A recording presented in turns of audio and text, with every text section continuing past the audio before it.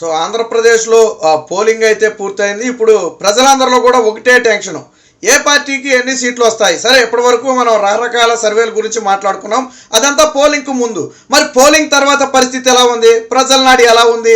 So దీనికి సంబంధించి పూర్తి స్థాయి సర్వేలు రావాలంటే ఆల్రెడీ 5వ విడత ఎన్నికలు ఉన్నాయి, అవి కూడా పూర్తయిన తర్వాత కానీ దానికి సంబంధించిన సర్వేలు రావు. అయితే మన దగ్గర అయితే కొంత సమాచారం ఉంది, బహుశా ఎవరు గెలిచే అవకాశం ఉందనే దాని మీద కొంత సమాచారం అయితే రావడం జరిగింది. ఏపీ కనెక్ట్ అని చెప్పి ఒక సర్వే సంస్థ అయితే ఎన్నికల తరువాత కొన్ని ఫలితాలను అయితే ఇవ్వటం అయితే జరిగింది. అందులో వేటి గురించి ఇచ్చారనేది మనం ఒకసారి డీటెయిల్డ్గా చూస్తే, మొత్తం శ్రీకాకుళంలో 10 సీట్లు ఉంటే అందులో 8 కూటమి గెలుచుకోబోతుంది, 2 మాత్రమే వైఎస్ఆర్సీపీ గెలుచుకోబోతుంది. నేను తక్కువ ఉన్నాయి మాత్రం చెప్పే ప్రయత్నం చేస్తాను.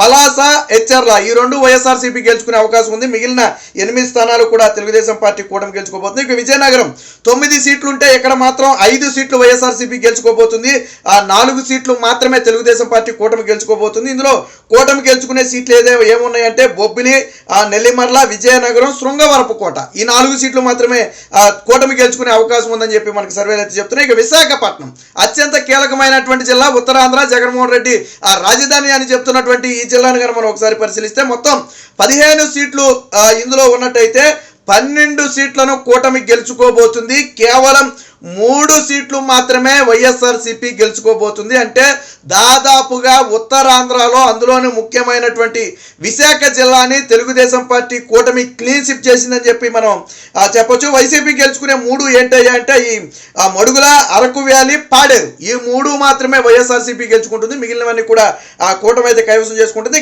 ఈస్ట్ గోదావరి అత్యంత కీలకమైనటువంటి జిల్లా, ఉభయ గోదావరి జిల్లాలో అతిపెద్ద జిల్లా అయినటువంటి ఈస్ట్ గోదావరి జిల్లాను కనుక మనం తీసుకుంటే 19 స్థానాలు ఉన్నాయి. అందులో 19 సీట్లుంటే 17 సీట్లను కూటమి గెలుచుకోబోతుంది. 2014 సీన్ రిపీట్ చేయబోతుంది. 2014-15లో కూడా ఉభయ గోదావరి జిల్లాల్లో దాదాపుగా అప్పుడు తెలుగుదేశం పార్టీ క్లీన్ స్వీప్ చేసిన పరిస్థితి. సో ఇప్పుడు కూడా అదే వేవైతే ఇక్కడ కనపడుతుంది. కేవలం 2 సీట్లకు మాత్రమే వైఎస్ఆర్సీపీ పరిమితమైంది. ఏంటయ్యా 2 సీట్లు అంటే తుని, రామచంద్రాపురం ఈ 2 సీట్లు మినహాయించి మిగిలిన 17 సీట్లను కూడా తెలుగుదేశం పార్టీ కూటమి అయితే గెలుచుకోబోతుంది. ఇందులోనే పవన్ కళ్యాణ్ పోటీ చేస్తున్నటువంటి పిఠాపురం కూడా ఈ గెలుపుల్లో అయితే ఉన్నట్టుగా చెప్పుకోకు. ఇక వెస్ట్ గోదావరి మరొక అత్యంత కీలకమైనటువంటి జిల్లా. ఈ ఉభయ గోదావరి జిల్లాల్లో ఎవరైతే మెజార్టీ సీట్లు సాధిస్తారో వాళ్ళే ముఖ్యమంత్రి అవుతారనేది మనం గతం నుంచి చూస్తున్నాం. 2014లో టీడీపీ క్లీన్ స్వీప్ చేస్తే చంద్రబాబు ముఖ్యమంత్రి అయ్యారు. 2019లో వైఎస్ఆర్సీపీ క్లీన్ స్వీప్ చేయడంతో జగన్మోహన్ రెడ్డి ముఖ్యమంత్రి అయ్యాడు. సో మరొకసారి ఈసారి మళ్ళీ తెలుగుదేశం పార్టీ కూటమి మళ్ళీ ఒకసారి క్లీన్ స్వీప్ అయితే చేయబోతున్నట్టుగా తెలుస్తుంది మనకి ఇందులో. ఇక మొత్తం వెస్ట్ గోదావరిలో 15 సీట్లుంటే కేవలం 1 సీటు మాత్రమే వైఎస్ఆర్సీపీ గెలుచుకోబోతుంది. 14 సీట్లను తెలుగుదేశం పార్టీ కూటమి గెలుచుకోబోతుంది. అది ఒక్క పోలవరం మాత్రమే వైఎస్ఆర్సీపీ గెలుచుకోబోతున్నట్టు తెలుస్తుంది. ఇక మనకున్న అంచనాల ప్రకారం, మనకున్న సర్వే ప్రకారం పోలవరం కూడా ఇప్పుడు పూర్తిగా కూటమి వైపు అయితే తిరిగినట్టుగా తెలుస్తుంది. ఒకవేళ ఇది కూడా జరిగితే వెస్ట్ గోదావరి పూర్తిగా క్లీన్ స్వీప్ చేసినట్టుగా మనం చెప్పుకోవచ్చు. ఇక కృష్ణ మొత్తం 15 స్థానాలు ఉంటే ఇందులో 14 స్థానాలు అంటే వెస్ట్ గోదావరిలో ఏదైతే సీన్ రిపీట్ అయిందో ఇప్పుడు కృష్ణాలో కూడా అదే సీన్ రిపీట్ కాబోతుంది.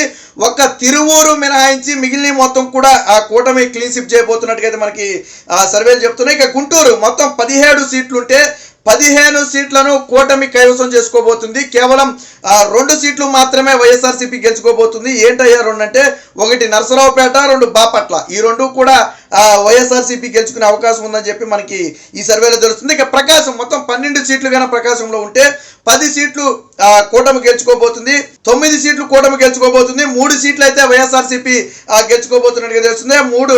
3 సీట్లు వచ్చేటప్పటికి ఎర్రగొండపాలెం, దర్శి, మార్కాపురం ఈ 3 సీట్లు మాత్రమే వైఎస్ఆర్సీపీ గెలుచుకునే అవకాశం అయితే మనకు కనపడుతుంది. ఇక నెల్లూరు ఒకప్పుడు వైసీపీ కొంచుకోట మొత్తం 10 సీట్లు ఉంటే 8 సీట్లు ఈసారి కూటమి కైవసం చేసుకోబోతుంది. కేవలం కావలి, వెంకటగిరి ఈ 2 సీట్లు మాత్రమే వైఎస్ఆర్సీపీ గెలుచుకునే అవకాశం అయితే మనకి కనపడుతున్నట్టు తెలుస్తుంది. ఇక కడప, జగన్మోహన్ రెడ్డి సొంత జిల్లా కడపను కనుక మనం ఒకసారి పరిగణలో తీసుకుంటే మొత్తంగా 10 సీట్లు ఉంటే అందులో 6 సీట్లనైతే వైఎస్ఆర్సీపీ గెలుచుకోబోతుంది, 4 సీట్లనైతే కూటమి గెలుచుకోబోతున్నట్టుగా తెలుస్తుంది. 4 సీట్లు ఏంటనేది మనం ఒకసారి పరిశీలిద్దాం. కడప, జమ్మలమడుగు, ప్రొద్దుటూరు, మైదుకూరు ఈ 4 సీట్లు కూటమి గెలుచుకునే అవకాశం ఉంది. మిగతా సీట్లన్నీ కూడా వైఎస్ఆర్సీపీ 6 సీట్లు గెలుచుకుంటుంది, అంటే తన పట్టు నిలబెట్టుకుంది. బట్ కడప కంచుకోట్లకైతే బీటలు వారే అని అయితే మనం స్పష్టంగా చెప్పొచ్చు.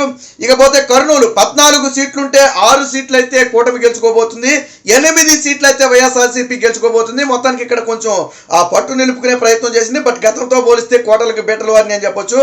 ఆలగడ్డ, కర్నూలు, పత్తికొండ, కోడుమూరు, ఎమ్మకనూరు, ఆలూరు ఈ 6 స్థానాలు మాత్రమే కూటమి గెలుచుకునే అవకాశం ఉంది. మిగిలిన స్థానాలన్నీ కూడా వైఎస్ఆర్సీపీ గెలుచుకునే అవకాశం అయితే ఉన్నట్టు తెలుస్తుంది. ఇక అనంతపురం మొత్తం 14 స్థానాలు ఉంటే 10 స్థానాలను అయితే కూటమి కైవసం చేసుకోబోతుంది. కేవలం 4 స్థానాలు మాత్రమే వైఎస్ఆర్సీపీ గెలుచుకోబోతుంది. ఒక రకంగా ఇది టీడీపీకి సుపరిణం అని చెప్పొచ్చు.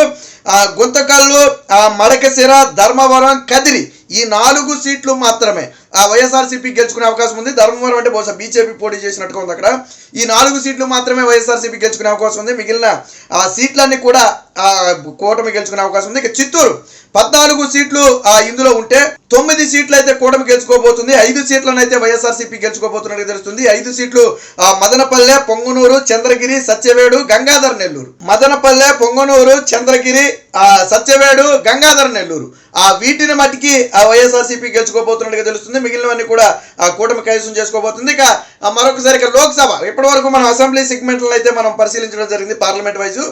సో లోక్సభకి కానీ మనం ఒకసారి వచ్చినట్టయితే రికార్డు స్థాయిలో తెలుగుదేశం పార్టీ అండ్ కూటమి అంటే బీజేపీ జనసేన కూటమి 20 ఎంపీ సీట్లను గెలుచుకోబోతుంది.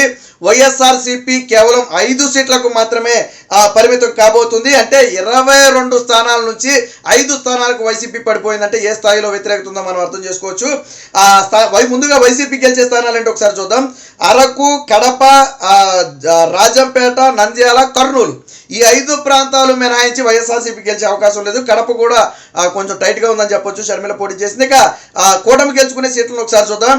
శ్రీకాకుళం, విజయనగరం, విశాఖపట్నం, అనకాపల్లి, కాకినాడ, రాజమండ్రి, అమలాపురం, నరసాపురం, ఏలూరు, మచిలీపట్నం, విజయవాడ, గుంటూరు, నరసరావుపేట, బాపట్ల, ఒంగోలు, నెల్లూరు, తిరుపతి, చిత్తూరు, అనంతపురం, హిందూపూర్ ఈ మొత్తాన్ని కూడా దాదాపుగా ఈ 20 పార్లమెంటు స్థానాలను కూడా కూటమి అయితే కైవసం చేసుకోబోతుంది. ఇక ఇప్పటి వరకు మనం సీట్లు ఎక్కడెక్కడ ఏంటనేది మాట్లాడుకున్నాం. ఈ అంచనా ప్రకారం ఇప్పుడు మాట్లాడుకున్న మనం సీట్లను కానీ ఒకసారి పరిగణలో తీసుకుంటే తెలుగుదేశం పార్టీ అండ్ కూటమికి అంటే బీజేపీ జనసేన ఎన్డీఏ కూటమికి 131 ఎమ్మెల్యే స్థానాలు రాబోతున్నాయి. ఇప్పుడు ఏదైతే ఓటింగ్ జరిగిన తర్వాత వేవ్ని బట్టి మనకు అర్థమైంది ఏంటంటే 131 స్థానాలు రాబోతున్నాయి, 20 ఎంపీ స్థానాలు రాబోతున్నాయి అనేది ఒక అంచనా.